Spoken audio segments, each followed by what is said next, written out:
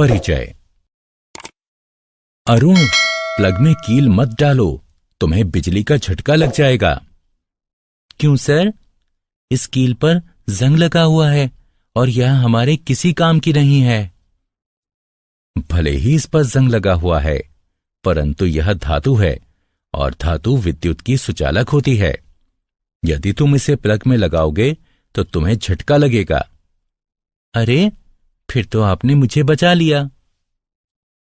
बच्चों, इस अध्याय में हम धातुओं व अधातुओं, उनके भौतिक व रासायनिक गुणधर्मों, उनकी प्राप्तियां तथा उनके संक्षारण के विषय में जानेंगे।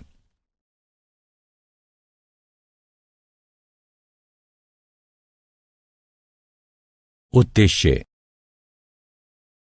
इस पाठ के अंत में आप निम्न करने में सक्षम हो जाएंगे: धातुओं व अधातुओं के भौतिक एवं रासायनिक गुणधर्मों का वर्णन करना, यह समझना कि धातुएं कैसे प्रतिक्रिया करती हैं, धातुओं की उपस्थिति की व्याख्या करना, संक्षारण की व्याख्या करना। भौतिक गुणधर्म धातुएं। दैनिक जीवन में आप अनेक धातुओं एवं अधातुओं के संपर्क में आते हैं। उदाहरणार्थ, वह हथौड़ा जिससे आप कील ठोकते हैं एक धातु है। लोहे से निर्मित कील भी एक धातु है। आइए धातुओं के भौतिक गुणधर्मों पर दृष्टि डालते हैं। धातुओं के भौतिक गुणधर्म निम्नलिखित हैं। भौतिक अवस्था। धातुएं कमरे के तापमान पर ठोस होती हैं। उदाहरणार्थ, लोहा, एल्यूमीनियम। केवल पारा एक तरल धातु है। ताप व विद्युत के सुचालक। धातुएं विद्युत की सुचालक होती हैं क्योंकि उनमें मुक्त इलेक्ट्रॉन होते हैं। उदाहरणार्थ, तांबा व चांदी ताप व विद्युत के सर्वोत्तम चालक हैं, जबकि सीसा ताप का सबसे बड़ा कुचालक है। आघात वर्ध्य। कुछ धातुओं को पीट पीट कर पतली चादर अर्थात फॉइल के रूप में ढाला जा सकता है। उदाहरणार्थ, लोहे को गर्म किया जाता है और फिर पीट पीट कर उसे विभिन्न वस्तुओं, फाइलों व आकारों में ढाला जाता है। तन्य। धातु से पतले तार भी खींचे जा सकते हैं। उदाहरणार्थ, 100 ग्राम चांदी से लगभग 200 मीटर लंबा तार खींचा जा सकता है। चमक। धातुएं अपनी चमकीली सतह से प्रकाश को परावर्तित करती हैं। उन पर पॉलिश भी की जा सकती है। उदाहरणार्थ, सोना, चांदी एवं तांबा चमकीली सतह वाली धातुएं हैं और इन पर पॉलिश भी की जा सकती है।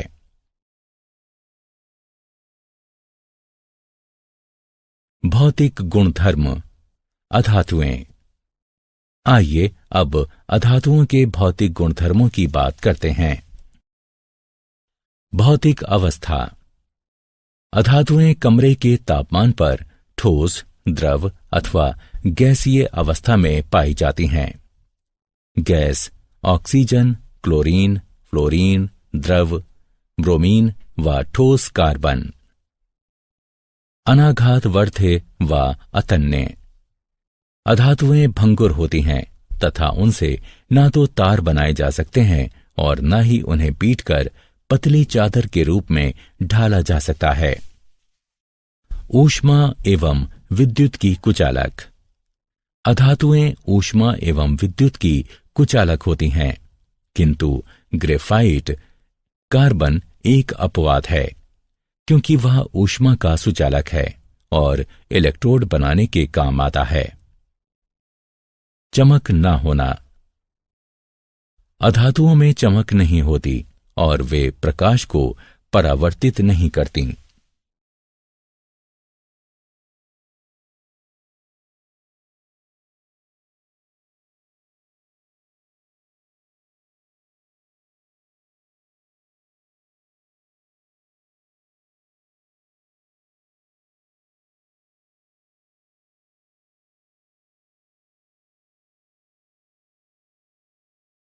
क्या आप जानते हैं, धातुएं कमरे के तापमान पर ठोस होती हैं। इसका केवल एक अपवाद है, पारा, जो कि द्रव है। तरल धातु पारा ऊष्मा व विद्युत का सुचालक है। इसका घनत्व बहुत अधिक होता है। यह अत्यधिक विषैला होता है। अधातुएं विद्युत की कुचालक होती हैं, तथापि ग्रेफाइट, जो कि कार्बन का एक रूप है, विद्युत का सुचालक है। धातुओं के रासायनिक गुणधर्म। अब धातुओं के कुछ रासायनिक गुणधर्मों पर दृष्टि डालते हैं। इन गुणधर्मों में धातुओं की अन्य तत्वों जैसे वायु, जल, अम्लों तथा अन्य धातु लवणों के साथ अभिक्रियाएं भी सम्मिलित हैं। वायु के साथ अभिक्रिया। जब धातुएं वायु के संपर्क में आती हैं तो वे धातु ऑक्साइड निर्मित करती हैं। कुछ ऐसी धातुएं भी हैं जिनमें अम्लीय व क्षारकीय दोनों ही प्रकार के गुणधर्म पाए जाते हैं। ऐसी धातुओं को उभयधर्मी ऑक्साइड कहते हैं। जल के साथ अभिक्रिया। जब धातुएं जल के संपर्क में आती हैं तो वे धातु हाइड्रोक्साइड तथा हाइड्रोजन निर्मित करती हैं। धातुएं जल को धातु हाइड्रोक्साइड विलयन बनाती हैं। अम्लों के साथ अभिक्रिया। लवण व हाइड्रोजन बनाने के लिए धातुएं तनु अम्लों के साथ अभिक्रिया करती हैं। यह अभिक्रियाशीलता प्रत्येक धातु की भिन्न भिन्न होती है। तथापि जब धातुएं नाइट्रिक अम्ल के साथ अभिक्रिया करती हैं तो हाइड्रोजन गैस नहीं बनाती, क्योंकि यह अम्ल एक प्रबल ऑक्सीकरण करता है। अन्य धातु लवणों के विलयनों के साथ अभिक्रिया।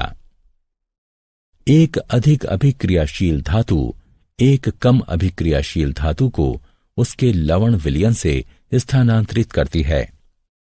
सरल शब्दों में कहें तो यदि धातु आ धातु बा को उसके विलयन से विस्थापित करती है तो धातु आ धातु बा की अपेक्षा अधिक अभिक्रियाशील है।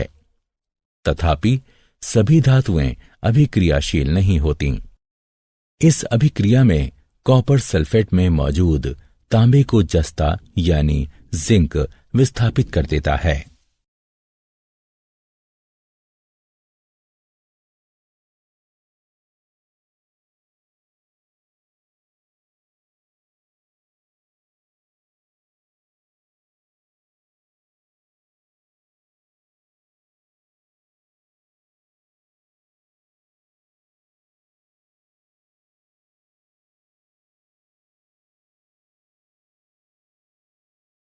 सक्रियता श्रेणी। धातुओं को उनकी अभिक्रियाशीलता के अनुसार अवरोही क्रम में व्यवस्थित किया जाना सक्रियता श्रेणी कहलाता है। इसका प्रयोग धातुओं की वायु, जल एवं अम्लों की अभिक्रियाओं की जानकारी का संक्षिप्तीकरण करने में किया जाता है।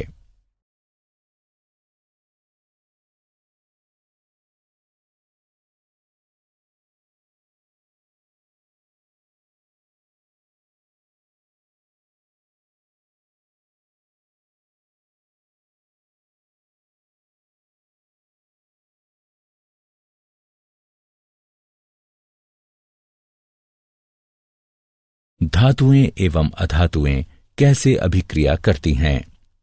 धातु के परमाणुओं के वाह्यतम कोश में 1 से 3 तक इलेक्ट्रॉन होते हैं, जबकि अधातु के परमाणुओं के वाह्यतम कोश में 4 से 8 तक इलेक्ट्रॉन होते हैं। अपवाद। इस नियम के 2 अपवाद हैं, हाइड्रोजन तथा हीलियम। इलेक्ट्रॉन का त्याग करने वाली धातुएं त्यागे गए इलेक्ट्रॉनों की संख्या के बराबर धनावेश अर्जित करती हैं तथा अधातुएं स्वीकारे गए इलेक्ट्रॉनों की संख्या के बराबर इलेक्ट्रॉन व ऋणावेश अर्जित करती हैं। जब धातु का कोई परमाणु 1, 2 या 3 इलेक्ट्रॉन अपने संयोजकता कोश से किसी अन्य अधातु परमाणु को देता है, जो कि उन इलेक्ट्रॉनों को स्वीकार किए जाने की क्षमता रखता हो तो उसे वैद्युत संयोजकता कहा जाता है। इसके परिणाम स्वरूप ये दोनों ही परमाणु एक निष्क्रिय गैस का ढांचा निर्मित करते हैं। किसी तत्व के परमाणु से अन्य तत्व के परमाणु में इलेक्ट्रॉनों का स्थानांतरण आयनिक यौगिक कहलाता है।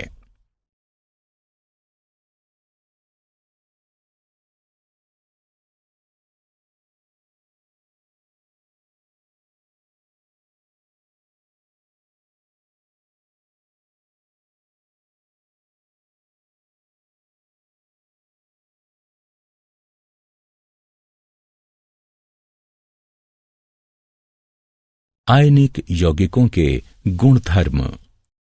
आइए आयनिक यौगिकों के कुछ गुणधर्मों पर दृष्टि डालते हैं।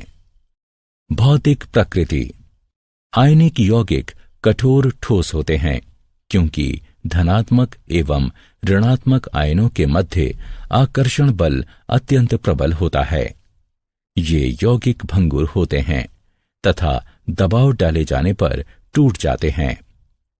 गलनांक एवं क्वथनांक। प्रबल अंतर आयनिक आकर्षण को तोड़ने के लिए आवश्यक ऊर्जा की पर्याप्त मात्रा के कारण आयनिक यौगिकों का गलनांक एवं क्वथनांक उच्च होता है। घुलनशीलता। आयनिक यौगिक जल में घुलनशील तथा विलायकों में अविलय होते हैं, जैसे पेट्रोल आदि।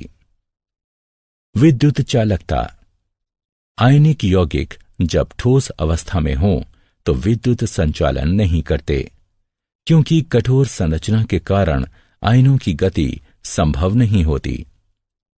किंतु आयनिक यौगिक जब गलित अवस्था में हों तो विद्युत चालकता संभव है, क्योंकि गलित अवस्था में विपरीत आवेश वाले आयनों के मध्य स्थिर वैद्युत आकर्षण बल ऊष्मा के कारण कमजोर पड़ जाता है। इससे आयन स्वतंत्र रूप से गति करने तथा विद्युत संचालन करने लगते हैं।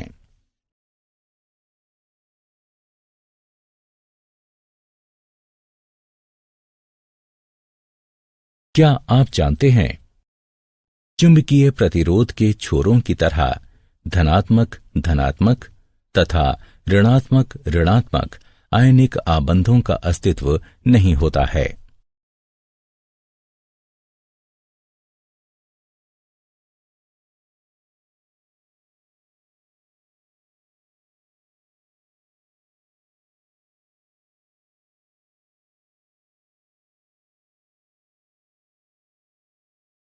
धातुओं की प्राप्ति, धातुओं एवं अयस्कों का निष्कर्षण।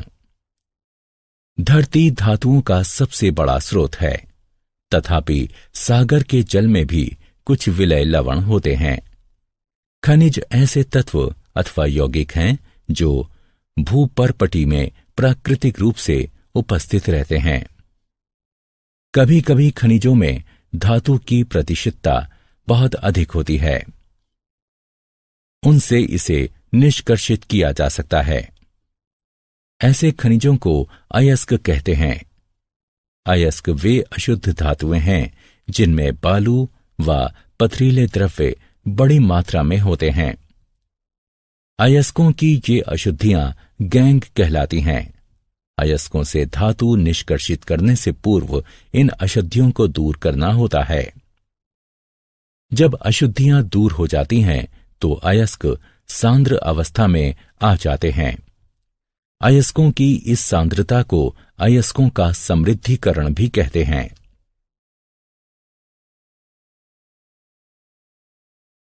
धातुओं का निष्कर्षण। धातुओं को जब उनके अयस्क से पृथक कर दिया जाता है तो वे अपनी अभिक्रियाशीलता के आधार पर वर्गीकृत की जाती हैं। अभिक्रियाशीलता के अनुसार धातुओं का वर्गीकरण विभिन्न समूहों में किया जाता है, जो कि निम्नलिखित है। सक्रियता श्रृंखला में नीचे आने वाली धातुओं का निष्कर्षण। जो धातुएं सक्रियता श्रृंखला में नीचे होती हैं वे बहुत ही अनअभिक्रिय होती हैं। इन धातुओं के ऑक्साइड केवल गर्म करने से ही धातुओं में अपचयित हो जाते हैं। सक्रियता श्रृंखला के मध्य में स्थित धातुओं का निष्कर्षण। जो धातुएं सक्रियता श्रृंखला के मध्य में होती हैं वे मध्यम अभिक्रियाशीलता वाली होती हैं। ये धातुएं प्रकृति में सामान्यतः सल्फाइडों या कार्बोनेटों के रूप में पाई जाती हैं। ऑक्साइड से धातु प्राप्त करना अधिक सरल है, इसलिए पहले इन धातुओं को उनके ऑक्साइडों में परिवर्तित करने की आवश्यकता होती है। अतिरिक्त वायु की दृढ़ उपस्थिति में तापन के द्वारा सल्फाइड अयस्कों को रूपांतरित करने की प्रक्रिया को भर्जन कहा जाता है। सीमित वायु की सुदृढ़ उपस्थिति में तापन के द्वारा कार्बोनेट अयस्कों को रूपांतरित करने की प्रक्रिया को निस्तापन कहा जाता है। सक्रियता श्रृंखला में सबसे ऊपर स्थित धातुओं का निष्कर्षण। जो धातुएं सक्रियता श्रृंखला में उच्च होती हैं वे अति अभिक्रियाशील होती हैं तथा कार्बन के साथ गर्म किए जाने पर उनके यौगिकों से प्राप्त नहीं की जा सकती, क्योंकि वे धातुएं कार्बन की अपेक्षा ऑक्सीजन के प्रति अधिक बंधुता रखती हैं। ये धातुएं विद्युत अपघटनी अपचयन के द्वारा प्राप्त की जाती हैं।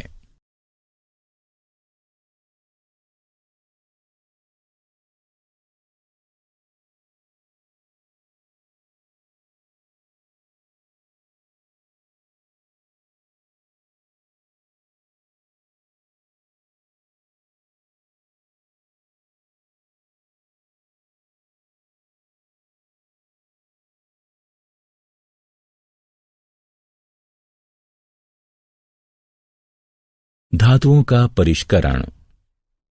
अपचयन प्रक्रिया द्वारा उत्पन्न धातुएं शुद्ध नहीं होती, उनमें अशुद्धियां बची रहती हैं, जिनको दूर किया जाना शुद्ध धातुएं प्राप्त करने के लिए अत्यंत आवश्यक होता है। अशुद्ध धातुओं को परिष्कृत करने के लिए सर्वाधिक प्रचलित विधि विद्युत अपघटनी परिष्करण है। अनेक धातुओं का परिष्करण विद्युत अपघटन द्वारा किया जाता है। अशुद्ध धातु को एनोड तथा शुद्ध धातु की पतली परत को कैथोड बनाया जाता है। धातु के लवण विलयन का उपयोग विद्युत अपघट्य के रूप में होता है। विद्युत अपघट्य से धारा प्रवाहित किए जाने पर एनोड पर स्थित अशुद्ध धातु विद्युत अपघट्य में घुल जाती है। इतनी ही मात्रा में शुद्ध धातु विद्युत अपघट्य से कैथोड पर निक्षेपित हो जाती है। विलय अशुद्धियां विलयन में चली जाती हैं, जबकि अविलय अशुद्धियां एनोड तली पर निक्षेपित हो जाती हैं। इन्हें एनोड मड कहते हैं।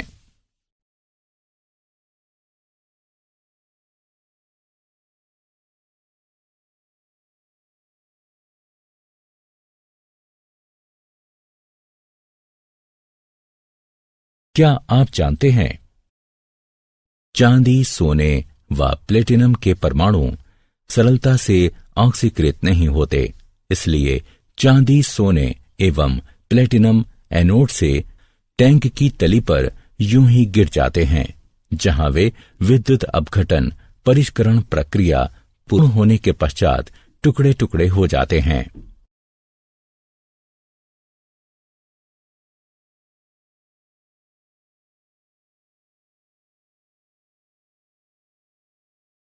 संक्षारण। रासायनिक रूप से सक्रिय धातुएं वायु में उपस्थित आर्द्रता के कारण संक्षारित हो जाती हैं। धातु की सतह पर जल की उपस्थिति में वायु में मौजूद ऑक्सीजन की प्रजारण अभिक्रिया को संक्षारण कहते हैं। उदाहरणार्थ लोहा व एल्यूमीनियम संक्षारित होते हैं, जबकि अनभिक्रियाशील धातुएं जैसे सोना, प्लेटिनम एवं पारा संक्षारित नहीं होती।